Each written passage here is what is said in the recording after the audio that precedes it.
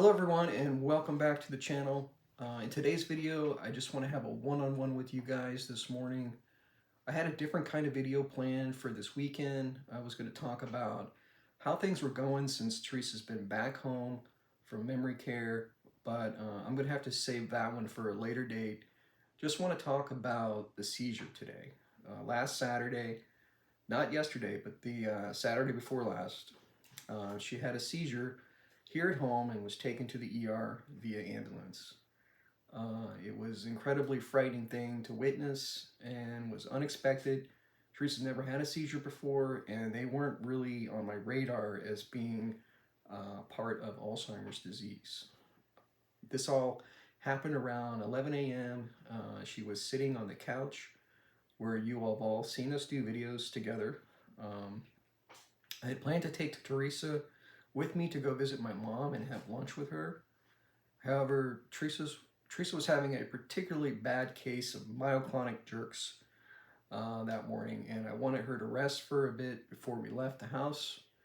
I've talked about these myoclonic jerks in previous videos. Myoclonus refers to involuntary jerks or twitches of your muscle groups or your limbs. Teresa has been having them every day now for 2 years, but they usually only present in the morning for the first hour or so after she wakes up. Myoclonus can be related to side effects of certain medications, but also can be present in just later stages of Alzheimer's disease. These jerks started off in a single arm a few years back and were noticeable when she would reach for her water bottle or a utensil. She would start to reach out for it and pull her hand back like she was touching a hot potato. So over the years, it's gotten worse. Now it's affecting both arms and legs. It will buckle her knees. It will sometimes make her pee herself. They have caused her to fall or nearly fall several times. So I watch her like a hawk in the morning and assist her with walking around. Recently, the myoclonus has also been affecting her vocal cords. The muscle twitch just rattles her whole body and will make her produce involuntary vocal noises, similar to where if someone were to sneak up behind you and scare you, your reaction would be similar to what Teresa is presenting. So last Saturday, she was having a particularly bad case of myoclonus. These jerks were happening several times a minute and lasting longer and affecting her vocal cords much more intensely than previous. I was about to call my mom and tell her that we probably wouldn't be able to make it for lunch when Teresa suddenly made a noise and started seizing. As a heads up to anyone who's a bit squeamish, I will be describing her seizure in graphic detail. So both of her hands balled up like she was gripping a baseball. She became rigid, her face became contorted, and before losing consciousness, her eyes were open. Her face appeared to be expressing pain, like she was being electrocuted. I don't know if she was actually in pain or not. She does not remember anything about it. To me, it looked horrible. I was very frightened. She was initially in a reclined position on the couch, but kind of fell over and was laying on the couch for the duration of the seizure. I would say that she was actively seized up and convulsing for at least a good minute, and then she was breathing rapidly. Her lips were pursed, kind of spitting and foaming a bit at the mouth. She was snoring, unconscious the entire time I was on the phone with 911, and still unconscious when she was on the way to the ER in the ambulance. Before the medics arrived into her home, I rolled her over on her side. I cleared the spit from her mouth, make sure she did not aspirate any of that into her lungs. She was on the couch, so she didn't injure herself or bump into anything.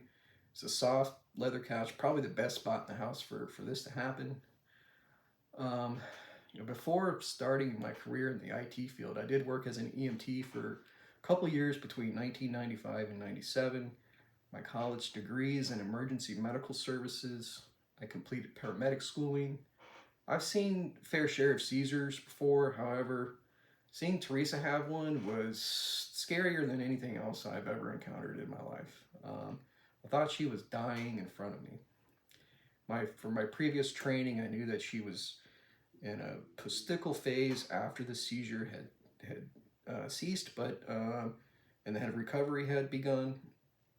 I still thought that she was dying though. She was unconscious. She was breathing and snoring strangely. Never seen her like that before. I had a lot of adrenaline. My mind was racing, and all that training I had was over 25 years ago. So the rescue squad told me to stay at home for the next 30 minutes to gather myself, prepare for a wait in the ER. So I called my family to inform them of what happened. I got some things together for Teresa. I got extra clothes, shoes, her Snoopy blanket, her Grinch stuffed animal, all of her medications I brought with me to the ER. Um, After she woke up, they let me go back and visit, and she was confused for a little bit, but eventually came around, started to return to her normal baseline. I gave her the Grinch. She smiled, she laughed. I had my Teresa back, and I was very relieved. She was given Keppra while in the ER, and after about 7 hours, they gave me the option of taking her home and monitoring her, or having her admitted for an EEG scan. So I chose to have her admitted, thinking the scan would be done later that day, or maybe Sunday, the next day. And I advised the hospital that I would spend the night with her, and they agreed to give us a private room since she has Alzheimer's disease. I'm her husband, I'm her primary caregiver. So I was allowed to go home, get my things to spend the night, but I got a phone call soon after leaving the ER that they didn't have a private room and they would not let me stay. They wouldn't let me come back to the hospital. So she was in a shared room with another female patient, and it's their policy not to let a male spend the night in that same room. So she spent the first night without me, and I went to visit her first thing the next morning, which was Sunday. So I understand their policy, but I was still pretty upset, to say the least. Sunday, they advised me that they would try to find a room for us, and also advised that since it was the holiday weekend, they did not have anybody available to conduct the EEG scan until Tuesday. So that would have been 4 days in the hospital, and I didn't want Teresa to be in there that long, just because they couldn't page somebody to come in over the holiday. I was willing to do that if they had a private room, but as visiting hours approached Sunday night, I was informed that no room was available, and they were going to make me leave. So I took Teresa home with me, and I've scheduled a follow-up visit with her neurologist for the EEG scan, and I have some medication to prevent another seizure while we wait for that appointment to come up. As for the cause of her seizure, my speculation is that it was caused, at least in part, by the medication called nortriptyline. Teresa's been taking this medicine for 5 years now, and it was originally prescribed for migraine prevention. Now, if you research this drug, you will find that it can cause seizures and myoclonic. And after talking about all this with Teresa's primary care doctor, he concurred, and we are now weaning her off that medication. However, I want to iterate that the root cause is still under investigation. We haven't had that EEG scan yet, nor a consult with a neurologist outside of the one that we spoke to at the hospital. So seizures can occur in late stages of Alzheimer's disease. However, I'm speculating that Teresa's seizure was caused by medication, and my reasoning for that is based on my research that I've done, researched on my family and friends that are in the medical field. I have a family member that is a doctor. I have a neighbor that is a pharmacist, and they all have provided help outside of Teresa's physician. So that's going to wrap up today's video, guys. I do have some other videos in mind, some of which I will be doing solo. Teresa has lost awareness that she has Alzheimer's disease, so I try not to talk about it when she is around. So all the videos that we appear in together will be on the lighter side. The serious chats about the disease and the journey will just be between me and you guys out there watching. So I appreciate all of your support and appreciate that everyone has made comments in the community page. I posted about this seizure event a few days ago. To be honest, I have not had time to go back and read all of the comments yet, but I will be doing so.